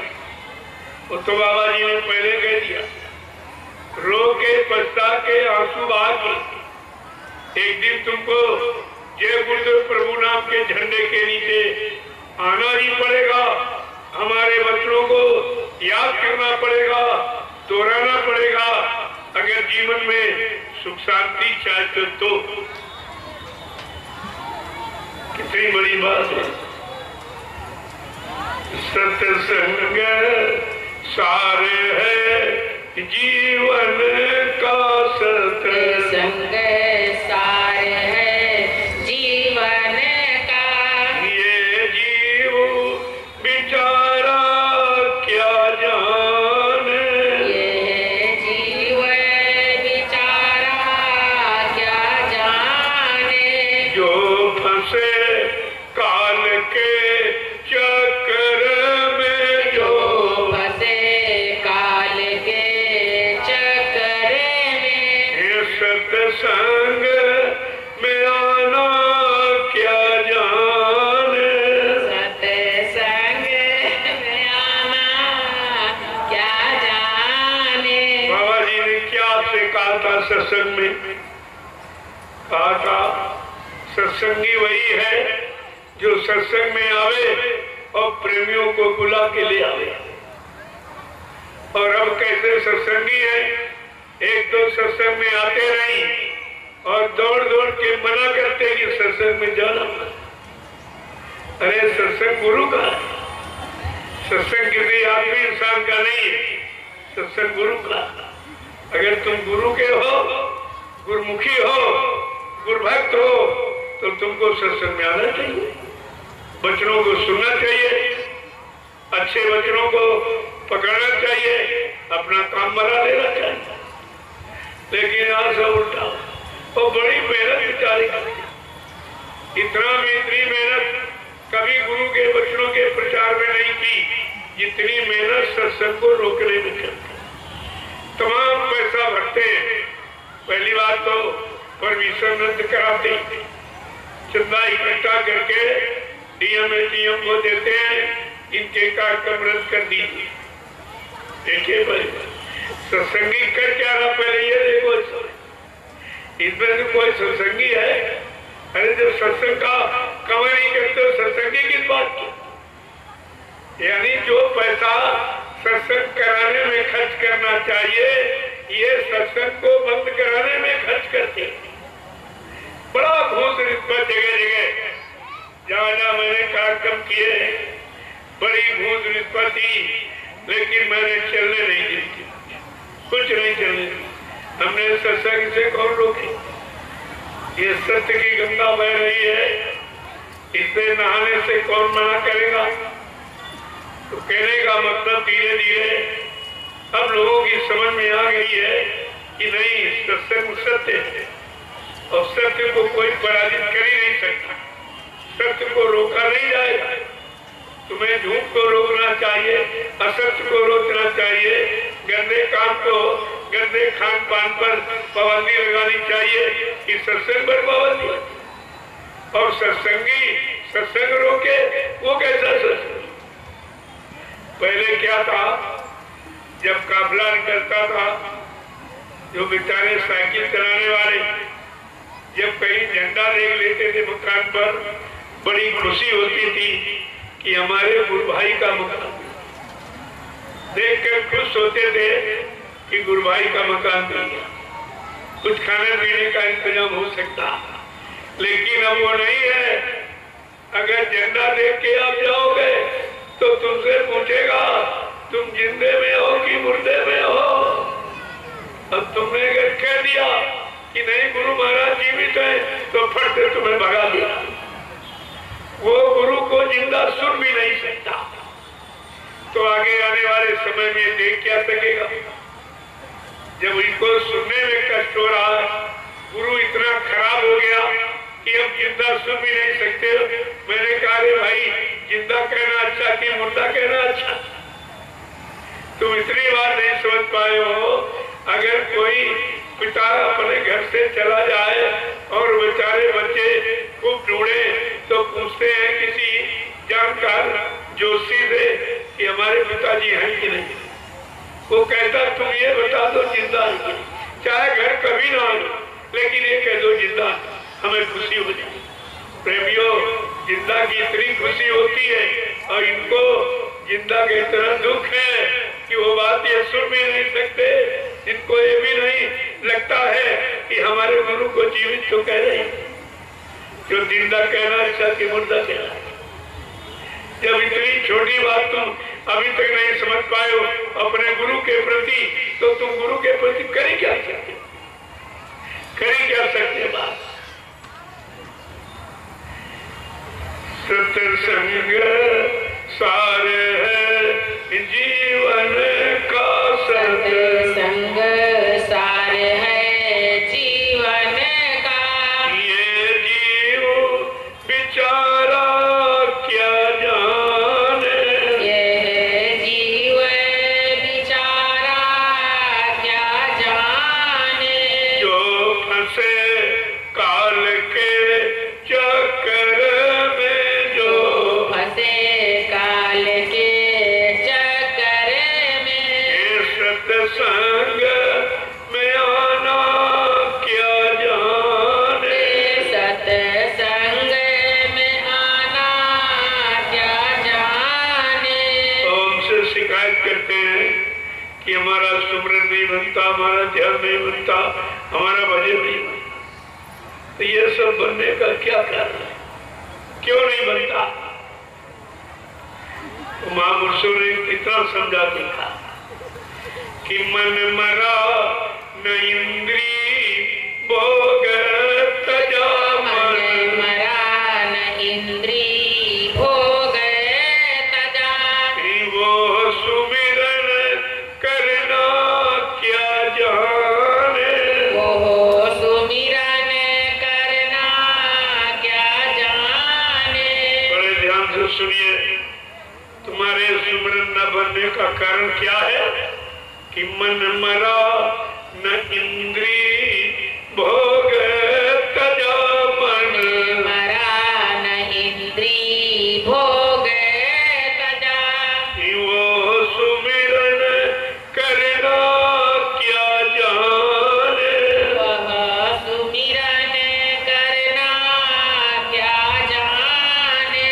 जो सतगुरु रूप बसा ना सके, जो सतगुर रूप बसा ना सके, वो ध्यान लगाना क्या जाने, वो ध्यान लगाना क्या जाने। जब ध्यान केवल सतगुरु गुरु का होता है और तुमने कहा गुरु मर गया चला गया, अब तुम किसका ध्यान दिया? तुम्हारा ध्यान का आधार ही आपने खत्म कर दिया, तो तुम ध्यान करोगे तो किसका करोगे? अब तुमने मथुरा में पुतला देखा, क्या उस पुतले का ध्यान करोगे? क्या पुतला तुम्हारा काम करेगा? ये सब बड़ा विचारणीय विषय है और बड़ा आध्यात्मिक विषय है। इसको समझना इतना आसान नहीं है। क्या कह रहे हैं कि जो सुरती शब्द से जुड़ ना सकी, जो सुरती शब्द से जुड़ ना सकी, जो सुरती शब्द से जुड़ ना सकी, जो सुरती शब्द से जुड़ ना सकी, अंतर का तराना क्या जाने, ओ अंतर का तराना क्या जाने। जो सुरती शब्द से जुड़ ना सकी, जो सुरती शब्द से जुड़ ना सकी, अंतर का तराना क्या जाने, अंतर का तराना क्या जाने।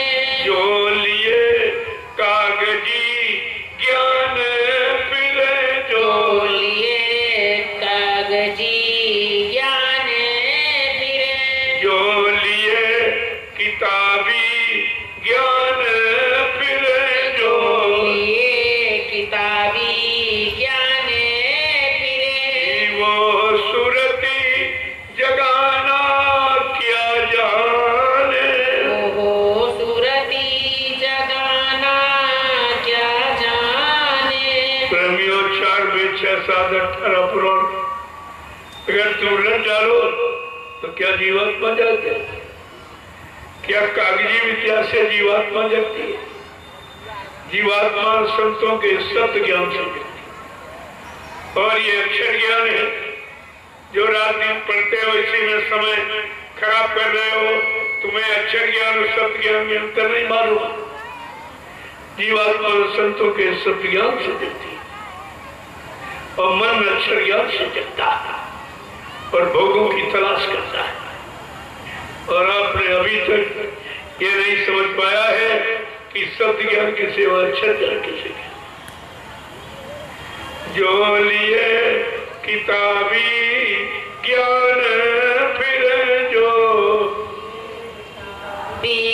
ज्ञान फिरे वो सुरती जगाना क्या जाने। वो सुरती जगाना क्या जाने। ये सत्संग सार है जीवन का सत्संग सार है जीवन का। ये जीव बिचारा क्या जाने। जीव बिचारा क्या जाने। सतगुरु प्यार मिला जिनको है। सतगुरु तरस मिला जिनको है सतगुरु प्यार मिला जिनको है। सतगुरु प्यारे मिला जिनको वो मान बड़ाई क्या जाने। वो माने बड़ाई क्या जाने। ये सतगुरु प्यार मिला जिनको है। सतगुरु प्यारे मिला जिनको अपमान बड़ाई क्या जाने।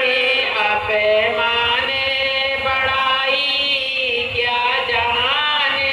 ताते चेत करो सत्संगत। ताते चेत करो सत्संगत। गुरु बचन को सब माने। गुरु बचन को सब माने। सत्संग सार है जीवन का। सत्संग सार है जीवन का। ये जीव बिचारा क्या जाने। जीव बिचारा क्या जाने। जो फंसे काल के चक्कर में जो फंसे काल के चक्कर में। ये सत्संग में आना क्या जाने। सत्संग में आना क्या जाने। प्रेम से बोलो जय गुरुदेव। जय गुरुदेव। नाम किसका? प्रभु का। प्रभु का प्यारा नाम। जय गुरुदेव। उपस्थित सत्संगी प्रेमी जनों, सत्संग की अपार महिमा है। लेकिन ये जीव बेचारा काल की माया के कर्मों के जाल में 3 युगों से फंसा पड़ा है। उसको इसकी पहचान नहीं। सदगुरु ने कितनी मेहनत से पहचान कराई, कितना सत्संग आपको सुनाया। 10 जुलाई 1952 से 2012 60 वर्ष और आपने एक भी वचन नहीं। गुरु का एक वचन भी तुम्हारे पास नहीं और इसीलिए तुम शंका से बच नहीं पाए और अपने गुरु में शंका करने लगे। जिस गुरु ने कितने वादे किए हैं कि मैं परिवर्तन करने आया हूँ, मैं तुम्हारी जीवात्मा का उद्धार करने आया हूँ, तुम्हें पाप कर्मों से माफी दिलाने आया हूँ, तुमको तुम्हारे घर पहुंचाने आया हूँ। क्या इतने वादे और किसी ने किए? तुम्हारे हित में इस तरह से किसी ने कोई संकल्प प्रतिज्ञा की है? समझ में कुछ नहीं आया, कुछ भी नहीं समझ पाए। अगर समझ जाते तो आज तुम्हारा रूप कुछ और होता, काफी कुछ मंजिल चल चुके होते। 60 साल उधर मथुरा में गवा दिए और 9 साल इधर लीला के बाद वाले गवा दिए। 69 वर्ष आपके जीवन की चले गए। एक जीवन आपने खो दिया और मिला कुछ। जिसके लिए जीवन खोया वो भी तुम्हारे हाथ नहीं लगा। कहने का मतलब है जब तक बिन गुर दया बचो नहीं आंसू, चाहे कोटिन करो उपाय। आप कितने उपाय कर डालो, कितने साधन जुटा लो, लेकिन बिगड़ गुरु की कृपा के भवसागर से पार जाना मुश्किल, जीव नहीं जा सकता। गोस्वामी जी महाराज ने इसीलिए रामचरितमानस में तुम्हें लिख के बताया कि बिन गुरु भवनिधि इतर न कोई, और जो बीरंची शंकर समूहोई। का ब्रह्मा विष्णु महादेव के समान धनमान वर्मान कीर्तिमान यशमान कोई क्यों न बन जाए, लेकिन ये भवसागर बिना सदगुरु के कोई पारी नहीं जा सकता। गुरु कौन? जो नाम नौका लेके आया। बाबा जी ने क्या कहा था?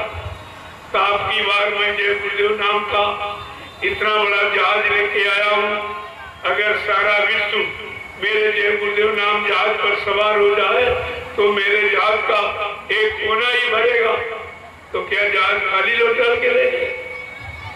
तुम्हारे कहने के अनुसार क्या मतलब जहाज खाली चला गया?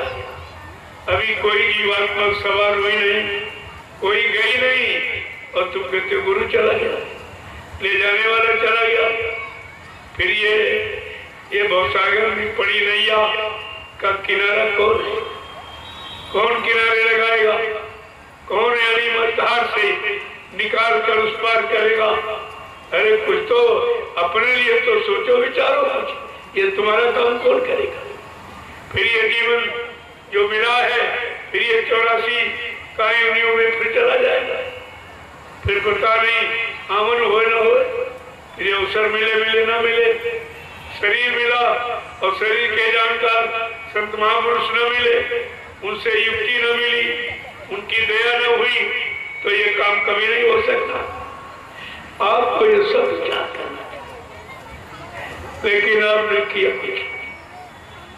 कुछ भी नहीं किया। एक भी काम तुमने नहीं किया, तुम्हारी समझ में नहीं आया। अगर आ गया होता तो तुम्हारा अब तक भला होता। संत महापुरुषों का आगमन ये कलयुग में क्यों हुआ? अगर अवतारी शक्तियों से या उस समय के जगाए नाम से काम हो जाता तो कलयुग में जय गुरुदेव प्रभु नाम क्यों जगाया गया? मालिक को क्यों आना पड़ा? क्यों इतनी बड़ी आवाज लगानी पड़ी? क्यों इतनी मेहनत करनी पड़ी? ऐसा परिश्रम इस भूमंडल पर अपने शिष्यों के लिए किसी ने नहीं किया जितना बाबा जय गुरुदेव जी महाराज ने। किसी गुरु ने ये काम नहीं किया है कि हमारे शिष्यों पर मुसीबत ना आवे, आपत्ति इन पर ना आवे, इन पर दुख न पड़े, तो यानी अपने शिष्यों की मुसीबत दूर करने के लिए स्वतः जेल में चले गए और 21 महीने बेड़ी हथकड़ी पैर कर रहे। ये कौन सी खुशी थी? क्या किसी गुरु ने ऐसी हमदर्दी अपने शिष्यों पर की है? और तुमने उस गुरु को क्या दिया? मौत का कलंक। ये आपने दिया। पहले ये नहीं देखा कि हमारे लिए जिन्होंने कुर्बानी की, अपना जीवन ही कुर्बान कर दिया, जेल में चले गए, 21 महीना बेड़ी हथकड़ी पैर के रहे। ये कौन सी खुशी थी? क्या तुमने इसका मतलब समझा है? इस दुख का कारण क्या है? हमारी आपकी खुशी कि हमारे जीव सुखी रहे, खुशी रहे, अमन चैन से रहे, इन पर कोई आफत मुसीबत न आने पावे। सन 1975 बहुत खराब था, उसमें बचना बड़ा मुश्किल था। कितना बड़ा काम आपके लिए किया गया और आपने उस गुरु को क्या दिया? मौत का कलंक। तुम्हारे पास यही देना बाकी था। गुरु ने नाम दान दिया, तुम्हारे पाक कर्मों में माफी कराई और तुम्हें दुख तकलीफ से बचाने के लिए अपना जेल में चले गए। बेड़ी हथकड़ी पहन कर कटघरे में रहे, वहां मारने का पूरा इंतजाम कांग्रेस सरकार ने पूरा इंतजाम किया था। महाजी बाबा जी को पहले तो जेल में बंद किया। जब जेल में बंद किया, किस लिए बंद किया कि वो कहते थे अब तुम्हारे शासन का पासा पलट जाएगा। तो कहती थी मुसलमान हमारे देश में रहते हैं, हमारे शासन में हमारे खिलाफ बोलते। अरे महात्मा सत्य कहते हैं, उनको जो दिखाई दे रहा वो कहते हैं, समझ में आ रहा वो बताते हैं, लेकिन वो नाराज हो गई। उसी नाराजगी में अकारण कोई कारण नहीं बताया गया और बाबा जी को 29 जून 1975 को जेल में बंद कर दिया गया और जेल में दबाव डाला कि अपने भक्तों से हमारा प्रचार करा दीजिए, हम आपको हेलीकॉप्टर दूंगी, बहुत सा रुपया पैसा। तो बाबा जी ने उस मुसलमान प्रधानमंत्री से कहा, अरे होश में है, तू किससे बात कर रही है? अगर तुझको अपनी अमीरी पर गर्व है तो मुझको अपनी फकीरी पर नाज है। जय गुरुदेव। कहा होश में है, किससे बात कर रही है? ऐसा कहने पर वो मुसलमान प्रधानमंत्री और नाराज हो गई। उसने बाबा जी के बेड़ी हथकड़ी लगा दिया और बीच में डंडा। जो चोर डकैत कतरी को सजा मिलती है, आज वो समर्थ महापुरुष को सजा दिया है। कितना बड़ा इसका परिणाम खराब होगा। और बाबा जी ने कह दिया, अरे भाई तू ये शरीर चमड़े का खोल, इसे तू कहीं बंद कर दे, लेकिन जो इसके अंदर रहने वाली जीवात्मा वो मैं निकाल कर कहीं लेके चला जाऊंगा, तू मेरा क्या करेगी? इस पर और नाराज हो गई तो उसने बाबा जी को कटघरे में बंद कर दिया। कटघरे में बंद किया 6 महीने के लिए, इसलिए कि 6 महीने इनको खाना पानी नहीं मिलेगा, हवा प्रकाश, तो बाबा मर जाएंगे। मार डालने का देखो पूरा प्रयास। और वो कटघरा उत्तर प्रदेश की जिला जेल से हेलीकॉप्टर के द्वारा रातों रात कभी जिले की जेल में, कभी उस जिले की जेल में, इस तरह 6 महीने घुमाया गया। जब इन लोगों ने जान लिया कि 6 महीने पूरे हो गए, अब तो बाबा जी मर गए होंगे, तब वो कटघरा दिल्ली के तिहाड़ जेल में खोला गया।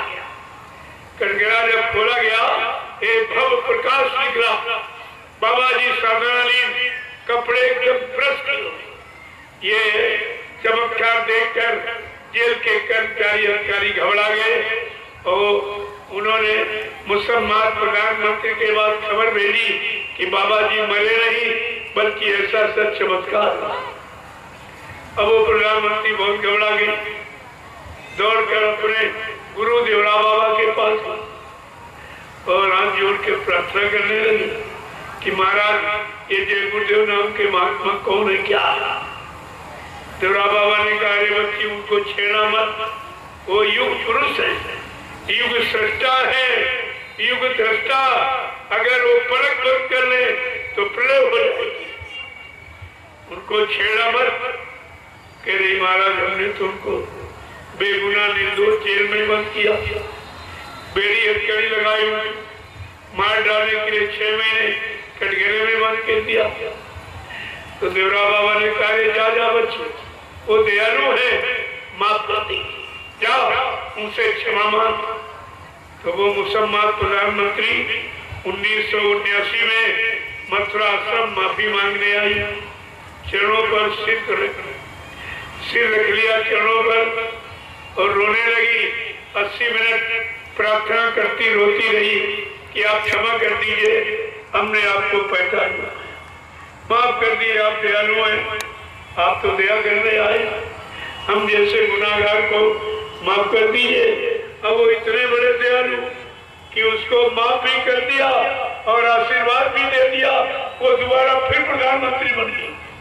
ये है संतों की दया, यहाँ बदले की भावना नहीं है। और ऐसी दया जब कर दी, जो लोग बाबा जी के साथ जेल में गए थे रहे थे, वो सब विरोध करने लगे, बाबा जी का साथ छोड़ दिया कि हमने पुलिस की लाठी खाई, गाली खाई और जेल में बंद रहे, इन्होंने आशीर्वाद दे दिया उसको। अरे तुम क्या जानो महात्मा किस रीति नीति से कौन सा कब काम करेंगे, उनके तो काम करने की भूमिका है, वो हम आप समझते नहीं। हम उनको अपनी बुद्धि से पहचानने लगते हैं, अपनी आंखों से देखने लगते हैं और वही विचार करने लगते हैं। अरे भाई तुमको क्या मालूम, जो काम करने आया है वो कौन सी भूमिका बनाएगा, कौन सी लीला करेगा, कैसा खेल करेगा, कैसी करिश्मा करेगा। अरे ये जीव बेचारा क्या जाने, इनकी समझ में सब क्या है।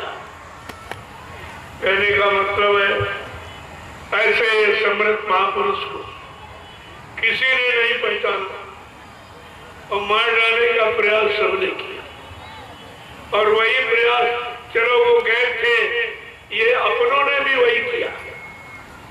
ये 40 व्यक्ति जो आश्रम में रहते थे, ये इन्हीं की तो सब चाल है, इन्हें ने ये सब किया और ये सब भूल गए। जब सरकारें हार गई, जेल में बंद करके, कटघरे में बंद करके कोई कुछ नहीं कर पाया, और बाबा जी कहते भी न मुझे कोई मार सकता, न मुझे कोई धोखा दे सकता, न मुझे कोई धन दौलत सामान से खरीद सकता, मैं अपना काम करने आया हूँ, काम करके ही जाऊंगा। अगर जरूरत पड़ी अपने काम को पूरा करने के लिए मैं इसी शरीर में 400 वर्ष तक रहूंगा, काम करके ही जाऊंगा। तो आपने भी शंका कैसे की?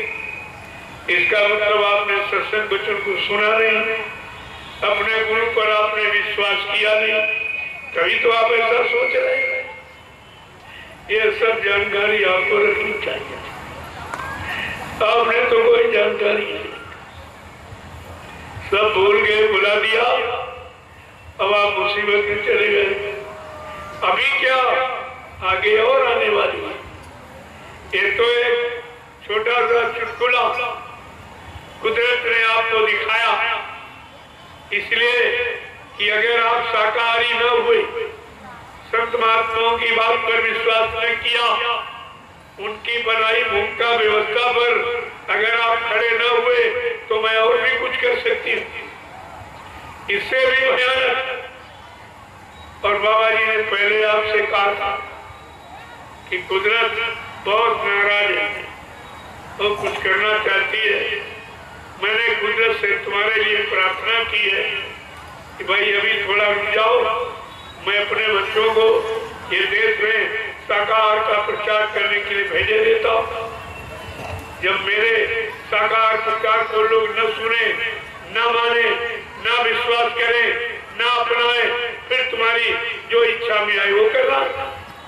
18 वर्ष प्रचार कराए, जब आपने एक भी बात नहीं मानी और विपरीत आपने काम जोरदारी से शुरू कर दिया, गंदे खान पान का, जीवों की हिंसा हत्या का, तो फिर कुदरत ने अपना करिश्मा दिखा दिया। एक छोटे से करिश्मे में ये विश्व में करोड़ों चले गए झटके में, और आगे और बड़ा। नहीं मानोगे तो कार्य तुमको मानना पड़ेगा, चाहे रो के मानो, पछता के मानो, आंसू गिरा के, चाहे अपना सर्वस्व यानी बर्बाद करके, लेकिन मानना पड़ेगा। अगर पहले मान लो तो आपका बच जाए। महात्मा तो आपकी मदद करना चाहते, सब सामान, सब परिवार समाज सब बच जाए, सब सुखी हो जाए। महात्माओं को हमेशा यही संकल्प रहता है, लेकिन जब उनकी तुम बातें नहीं मानते हो, सुनते नहीं हो, मनमानी करते हो, फिर तुम जानो तुम्हारा काम जाने। ये आपको सोचना चाहिए। आपने सबका साथ दिया, सबकी तरफ गए हो, सबको अपना बनाया, लेकिन तुम्हारा कोई बन, तुम्हारा किसी ने लाभ किया नहीं। अपना लाभ तो तुमसे सबने निकाला, सबने अपना स्वार्थ हल किया। चाहे परिवार देख लो, बाल बच्चों को देख लो, समाज के लोगों को देख लो, देश के लोगों को देख लो, सबने अपना काम तुमसे निकाला, लेकिन जब तुम्हारी अटकी तब कोई नहीं दिखाई दिया। और फिर भी आपकी समझ में ना आवे तो सबसे बड़ी नादानी, सबसे बड़ी अज्ञानता है। इसलिए महापुरुषों ने कहा सबका साथ किया है, अब जरा कलयुग में संतों का साथ करके दे। संतों के संग लाग रे तेरी अच्छी बनेगी, संतों के संग लाग रे तेरी अच्छी बनेगी, सतगुरु के संग लाग रे तेरी अच्छी बनेगी, सतगुरु के संग लाग रे तेरी अच्छी बनेगी, सतगुरु तुमको नित्य जगावे, सतगुरु तुमको नित जगावे, जाग सके तो जाग रे तेरी अच्छी बनेगी, जाग सके तो जाग रे तेरी अच्छी बनेगी, सतगुरु के संग लाग रे तेरी अच्छी बनेगी, सतगुरु के संग लाग रे तेरी अच्छी बनेगी, जिन जिन सतगुरु शरण को पायो, जिन जिन सतगुरु शरण को पायो, मानव जीवन धन्य बनायो, मानव जीवन धन्य बनायो, और तू भी समय से लाग रे तेरी अच्छी बनेगी, तू भी समय से लाग रे तेरी अच्छी बनेगी, सतगुरु के संग लाग रे तेरी अच्छी बनेगी, सतगुरु के संग लाग रे तेरी अच्छी बनेगी, सतगुरु के संग लाग रे तेरी अच्छी बनेगी, सतगुरु के संग लाग रे तेरी अच्छी बनेगी, सतगुरु के संग फल अति भारी, सतगुरु के संग फल अति भारी, मीरा सहजो ने अपनी समारी, मीरा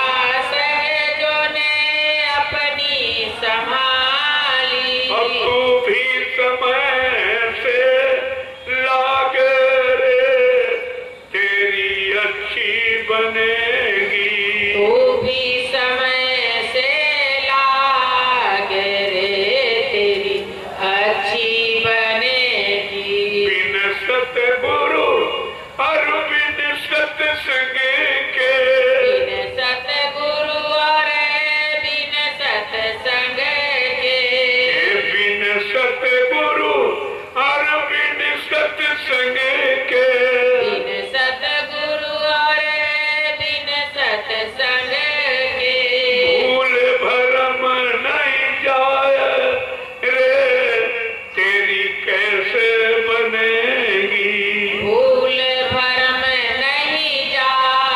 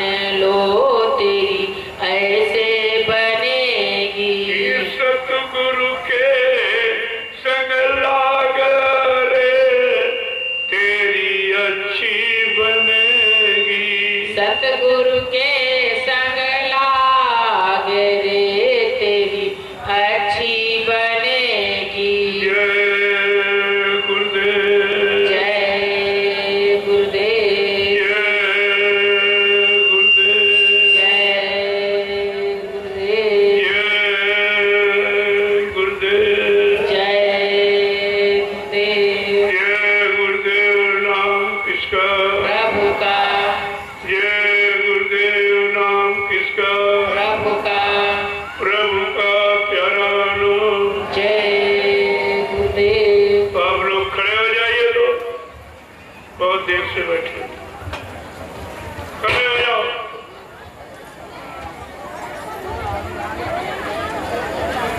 देखो, समय की चीज, समय के वचन समय से अगर ले लिए जाए और अपना काम बना लिया जाए, ये है समय की बुद्धिमानी। उसको समय का बुद्धिमान व्यक्ति कहते हैं। और आपने समय की हर चीज छोड़ दी, समय के सदगुरु आए, उनको बुला दिया, छोड़ दिया, उनके वचनों को बुला दिया, उनकी नाम की युक्ति नामदान को भी छोड़ दिया। तो आपने किया क्या? जब समय से कोई काम किया ही नहीं, तो समय का लाभ कैसे मिले? इसलिए अब जो सत्संग छूट गया है, क्योंकि ये तो अपार है, अगम अपार, इसका कोई पारावार नहीं है। लेकिन जितना समय मिला उतना समय मैंने कोशिश की है कि आप तक वो वचन पहुंचा दिए।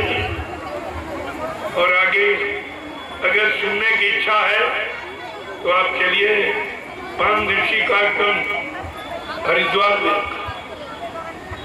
कल मैं हरिद्वार के लिए रवाना हो जाऊंगा। वहाँ 5 दिवसीय कार्यक्रम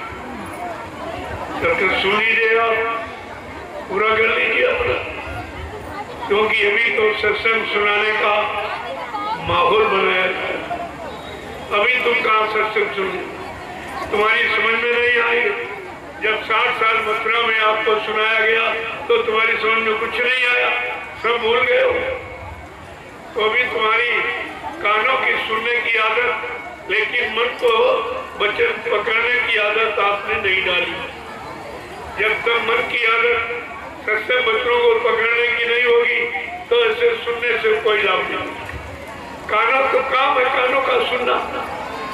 एक कान सुनेगा, एक निकाल देगा, सुनेगा निकाल देगा। जब तक वचन मन को नहीं पकड़ाओगे और मन नहीं स्वीकार करेगा, और मन जब भोगों से बचेगा और तभी योग नाम योग की तरफ सहयोग करेगा। इसके पहले तो कुछ नहीं।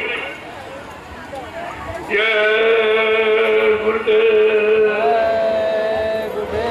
जय गुरुदेव, जय गुरुदेव। नाम किसका? प्रभु का, जय गुरुदेव। नाम किसका? प्रभु का, प्रभु का प्यारा नाम। जय गुरुदेव, जोर से बोलो, सब मिल बोलो, बोलना होगा। अभी से बोलो, दुख दर्द हरेंगे, सब कष्ट मिटेंगे, सुख शांति मिलेंगे। सबके दाता, सबके मालिक, प्रेम से बोलो। ये नाम नहीं इंसान का, ये काम नहीं इंसान का। देखो, नाम अपना पूरा काम बता रहा, किसी को धोखे में नहीं रखना। जिन जिन युगों में जो नाम जगाए गए, उन नामों ने जो काम नहीं कर पाया, वो काम ये कलयुग में, कलयुग के जीवों के लिए जय गुरुदेव नाम प्रभु का, वो सब काम करके दिखाएगा। सारे काम का वादा कर रहा आपसे। तो आपको ये तो समझना चाहिए, ये तो काम किसी ने कभी किया नहीं, वो काम हमारा हो जाएगा। तो हमें ऐसे नाम का आधार पकड़ लेना चाहिए। जय गुरुदेव। अब आपके दर्शन के लिए मैं नीचे बैठ जाऊंगा। आखिरी दर्शन मिलन है, मैं भी आपको देख लूं, आपको प्रणाम कर लूं, आपको प्रसाद तो आप आखिर दिन और यह आध्यात्मिक सत्संग समारोह सदगुरु की महान कृपा दया से निर्विघ्न समाप्त हो। कोई विघ्न बाधा नहीं पड़ी, निर्विघ्न। आपने देखा कुदरत आपके साथ। मैं जहां जहां कार्यक्रम करके आया, भीषण बरसात था। जितनी देर सत्संग हुआ उतनी देर बारिश नहीं। जैसे सत्संग खत्म हुआ मूसलाधार था। अभी जो एक उत्सव मनाया गया है, अब इन लोगों की श्रद्धा सेवा भाव है, इन्होंने मनाया है गोरखपुर में। इतनी अपार भीड़, जितनी आप ये देख रहे हो, इससे 100 गुना भीड़ वहां थी। कोई पत्रकार मीडिया गिन नहीं पाया। इतनी अपार भीड़ और इतनी भीषण बारिश, लेकिन 5 दिन बूंद नहीं गिरे। जब तक कार्यक्रम होता रहा 5 दिन एक बूंद नहीं। कुदरत भी आपके साथ, कुदरत भी अच्छे सच्चे काम में सहयोग करना चाहती है। वो भी सच्चे अच्छे लोगों की मदद करना चाहती है। इसलिए मैंने सब लोगों को दिखाया। जब मैं गोरखपुर पहुंचा तो बहुत बारिश हुई थी। जब मैं पहुंचा तो धूप हो गई थी। और दूसरे दिन भी कार्यक्रम होना था। रात भर बहुत अच्छा, सुबह भी पानी गिर रहा था। शोभा यात्रा थी। लोगों ने कहा शोभा यात्रा नहीं हो पाएगी। हमने कहा आप चिंता मत करिए, हारिए न हिम्मत, विसारिए न राम। और 12 बजे के बाद होगा काम। 12 बजे के बाद धूप हो जाए। ठीक जैसे इन्होंने अपनी तैयारियां की और 3 किलोमीटर की लाइन थी शोभा यात्रा। इतनी विशाल शोभा यात्रा भी कभी नहीं। और जब तक शोभा यात्रा रही, रात भर कोई बारिश नहीं। सुबह बारिश होने लगी, लेकिन सत्संग का समय आया तो फिर बारिश हुई। लोगों ने अनुभव किया, यहाँ तो बारिश ही बारिश है, लेकिन 5 दिन जितनी देर सत्संग हुआ उतनी देर बारिश क्यों नहीं हुई? अपने भाई उसी से पूछो, ये उसी से पूछो, हमसे। हमारा तो काम करने का है, जो आदेश उनको मिला है मैं उसका पालन कर रहा हूँ। ये भाई उसी से पूछो वो समय क्यों दे रही है, वो इस समय के प्रति अपना सहयोग क्यों कर रही है, उसका इस सत्संग से क्या संबंध है, वो वही बताएगी प्रकट। तो जहाँ जहाँ लोगों ने भी मेरे साधे बराबर चल रहे हैं, ये अनुभव कर रहे हैं कि कहीं कोई तकलीफ नहीं, किसी भी तरह की कोई तकलीफ, इतनी परेशानी। और आपने भी जो ये नाम बोला, मैंने कहा जोर से बोलो, जहाँ तक तुम्हारी आवाज जाएगी वहां तक कोरोना नहीं आएगा। ये कोरोना यहाँ नहीं आ सकता। कोरोना की हिम्मत नहीं है कि यहाँ आ जाए, क्योंकि ये शाकाहारी सद्भावना मिलन शांति शोभा यात्रा है और उसी का आध्यात्मिक सत्संग है। यहाँ ये कोई नहीं। और आप इसको देखिए, बड़ा लोग ताज्जुब करते हैं जब मीडिया पत्रकार हमसे मिलता है, कहता कोई मास्क नहीं लगा रहा। हमने कहा हमारे यहाँ कोई मास्क नहीं खाता, मास्क कोई खाते नहीं है, इसलिए इनको मास्क की आवश्यकता नहीं है। मुंह पर ये पट्टी इसलिए बांधी जा रही कि मुंह से कोई गंदा काम न करे, न गंदा खान पान करे, न बुद्धि न से नशा शराब का प्रयोग करे, न किसी की निंदा आलोचना बुराई करे, न बदते ऐसे शब्दों का प्रयोग और पट्टी बनी है, काम सब हो रहे हैं, तो उसका मतलब क्या है? मैंने भी जितने कार्यक्रम किए सब निर्विघ्न, कोई भी बाधा नहीं। और जहाँ जहाँ सब लोग आए, हमसे तो किसी ने नहीं कहा कि आप मास्क क्यों नहीं लगा, पूछा तो मैंने कह दिया, बता दिया।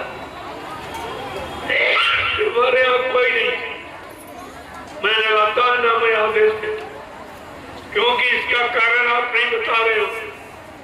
इसके लगाने से क्या फायदा नुकसान हुआ, कितनी बीमारी कम कर दी आपने, कितने लोग शाकाहारी बना दिए। कम से कम ये भी तो बताओ इसका परिणाम क्या हुआ। तब तो ठीक करा, अब परिणाम कुछ नहीं, ऐसे अदा तो उससे कोई काम नहीं। जय गुरुदेव,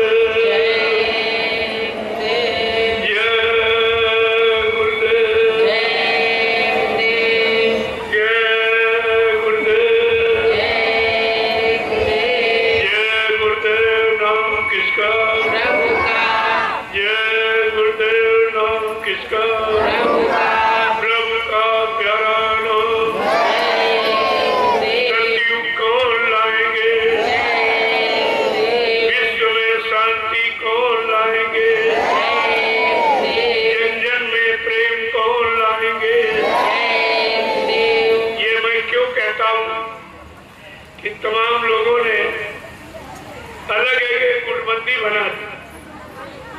कोई कह रहा वो सचिव लाएगा, कोई कह रहा वो सचिव लाएगा, कोई कह रहा वो सचिव सहायक यज्ञ कर रहा, वो यज्ञ कर रहा, वो।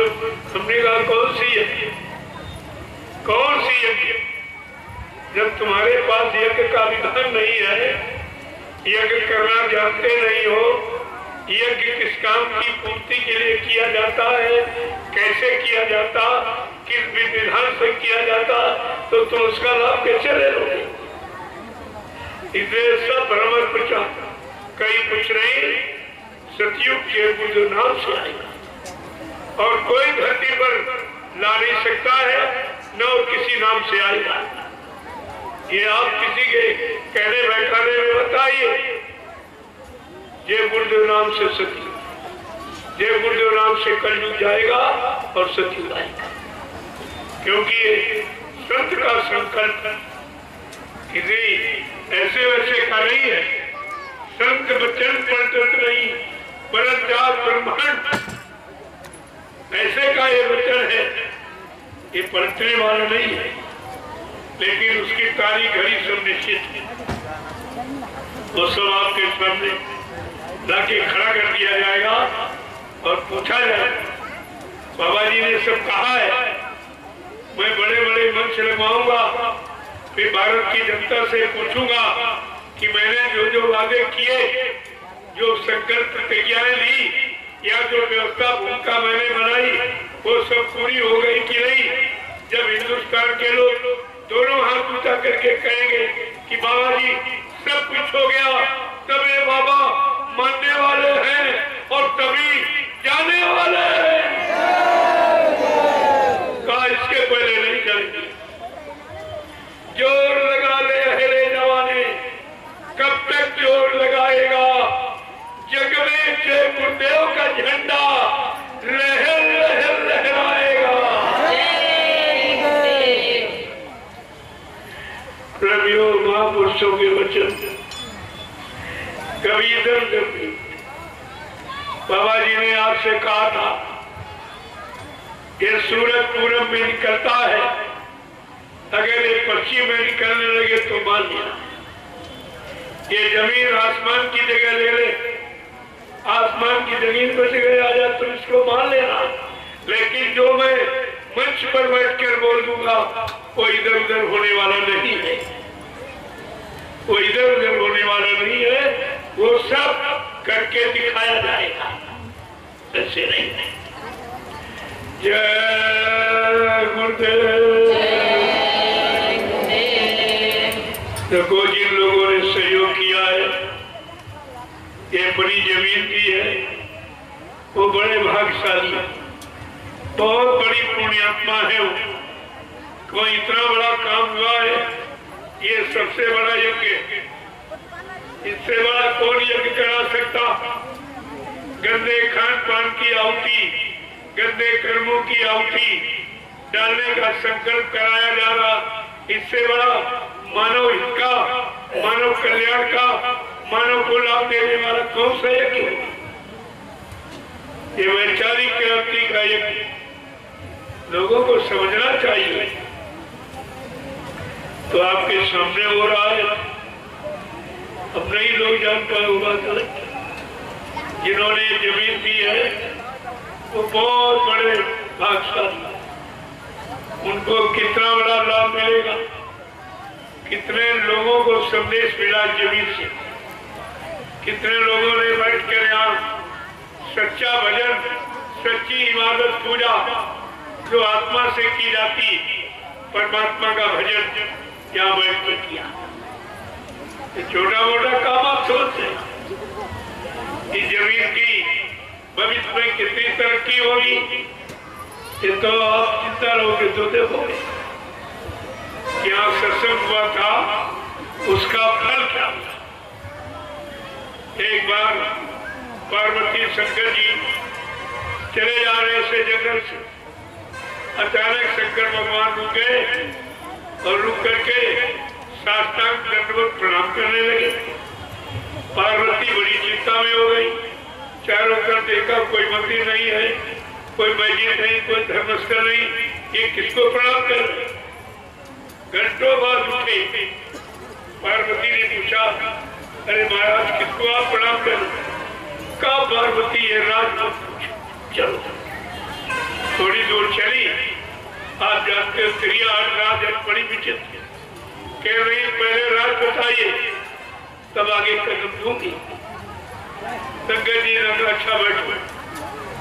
कहा पार्वती यहाँ एक रात एक संत ठहरे थे, अपने हजूम के साथ संत ठहरे थे और उनके भक्तों ने यहाँ पर भजन किया था और सत्संग हुआ था। इस जमीन में इतनी ठंडक, इतनी मैग्नेटिक पावर, चुंबकीय शक्ति है कि हमको ये खींचे ले, इतनी आराम शांति मिल रही जो कहीं नहीं थी। काम को ये विवश कर रही आगे बढ़ी। एक रात है, कितना बड़ा लाभ बताया। यहाँ तो 5-6 रात आप ठहरे, सत्संग सुना है, सुमरन ध्यान भजन किया है, लोगों को सच्चा संदेश दिया गया, लोगों को तरह तरह से लाभ पाने के साधन यहाँ जुटाए गए, बनाए गए। यहाँ से लाभ ही लाभ देने का काम किया जा रहा, बदले में आपसे कुछ लिया नहीं। पहली बात तो आप देखिए, ये काम कहीं नहीं मिले। कहीं आप चले जाओ, सब लेने वाले बच्चे, देने वाला कोई नहीं। यहाँ जब से आप आए हो, या मैं जब से आया हूँ, मैंने शोभा यात्रा से आपको देना शुरू। कितने कुंटल प्रसाद वो ग्रामीण लोगों ने बटा, उनको दिया गया, उनको प्रसाद का भागीदार बनाया गया और आपको यहाँ रोज मिल रहा और आज भी आपको मिलेगा। कितनी कन्याओं को मैंने प्रसाद दिया, बरकत दी। ये बरकत तो हिंदुस्तान में कोई जानता नहीं, देगा क्या? जो लेना जानते हैं वो देना क्या जानते, उन्होंने देना सीखा ही नहीं। और हमारे गुरु ने हमको भीख मांगना सिखाया नहीं। नामदान दिया, कहा जल्दी से भजन करो, आत्मा जाग जाएगी। उस महात्मा के कदमों में हिंदुस्तान के लोग अपने रुपए पैसे रात पात को न्यौछावर कर दीजिए। ये मांगने वाला मत नहीं है, ये भिखारियों का मत नहीं है, ये है संत मत, ये बादशाहों का मत।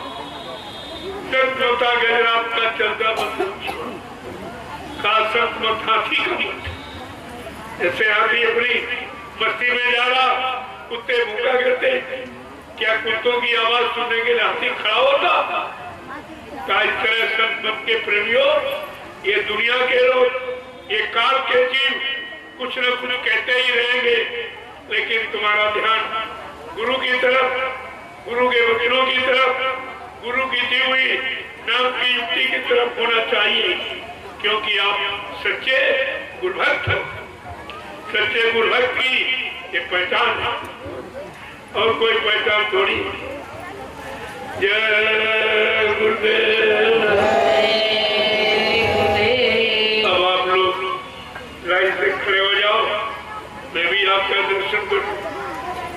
चलते चलाते एक बार आप ध्यान रखिए, यहाँ पर आप इतने दिन रहे हो, सुमरन ध्यान भजन किया है, तो तुम्हारा तो ये पवित्र स्थान, ये तीर्थ बन गया, तीर्थ। तो आप 10-20 लोग प्लास्टिक की बोरी ले लो और कोई दोना पत्तल, कोई गंदगी कहीं आपने डाली हो, फौरन उसको उठाओ और एक जगह रख कर आग लगा, बिल्कुल पाक साफ। ऐसा प्रमाण प्रस्तुत करके जाइए कि लोग आपको याद करें, क्योंकि तुम्हारा काम सब स्मरणीय है जो आज आपने किया है। ग्रामवासियों को निमंत्रण हिंदुस्तान में कोई नहीं कर सकता, और कन्याओं को जो मतलब यानी आशीर्वाद और जो बरकत और प्रसाद दिया गया, ये तो कोई जानता नहीं, ये तो जानकारी किसी को है नहीं, और न कोई कर रहा है। तो ये काम कौन कर रहा, वो करने वाला कौन है, कौन कर रहा, कौन करवा रहा, कहे कोई लाख करैया कोई और नहीं, वो तो कराने वाला कोई और नहीं। वो करा रहा, मैं कर रहा हूं, मैं तो निमिष बाद आपके बीच में खड़ा हो गया हूं, करने वाला तो मालिक कोई हो। और आप इसको देखिए, इसमें प्रभु को गंदा मत। अगर भंडार वालों ने कोई गड्ढा खोदा, उसको तुरंत काट दो और पानी डाल को लीप। ऐसा पाक साफ करके जाओ कि लोग तुमको हमेशा याद करें, क्योंकि मैंने 5 दिनों में ऐसी छाप छोड़ी है जो हिंदुस्तान में कोई नहीं, हमारी नकल भी कोई नहीं कर सकता। जो काम मैंने आपके सामने करके दिखाए, शोभा यात्रा से लेकर ये चमत्कारी झंडा, और इसके बाद ये ग्रामवासियों को निमंत्रण और कन्याओं को रखकर और सबको ये प्रसाद देना, ये काम कोई कर ही नहीं सकता। जो लोग कह रहे हैं बाबा जी चले गए, वो भी तो झंडा लिए, वो झंडा गाड़ कर एक प्रेतात्मा को उतार के दिखा रहे, या एक बीमारी कम कर दे, हम तुम्हारी बात मान लेंगे। नहीं, आपको पछता के, रो के, आंसू गिरा के एक दिन इस झंडे के नीचे आना ही पड़ेगा, इससे बचने वाले नहीं हो। अभी मैं प्रार्थना कर रहा हूँ, फिर आप आगे दौड़े, क्योंकि आफत आने वाली, ऐसी आफत आएगी, उससे बचाना मुश्किल हो जाएगा। बाबा जी ने बहुत पहले कहा कि एक दिन सबके दाढ़ी में आग लगेगी, कौन किसकी बुझाएगा, सबको अपनी अपनी पड़ी होगी, लेकिन महात्माओं के रहस्यमयी गुण वचनों को तुम इतनी जल्दी कैसे समझ लोगे?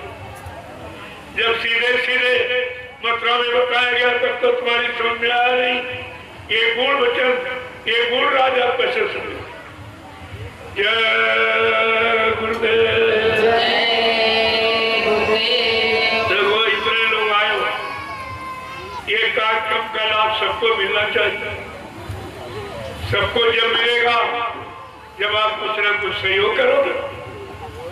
भाई ये काम हो रहा है, ये सब व्यवस्था देखी आपके लिए, ये सीलिंग आपके लिए, छाया के लिए लगाई गई, ये साउंड सर्विस आपके लिए, एक एक बच्चन आपके काम तक स्पष्ट पहुंचे, ये लाइट उजाला आपके लिए, ये भंडारे आपको भोजन दे रहे हैं, ये राष्ट्रीय मंच सदगुरु दयाल का, ये भी सबका है। तो इस सबका जब हो रहा है तो सबको सहयोग करना चाहिए।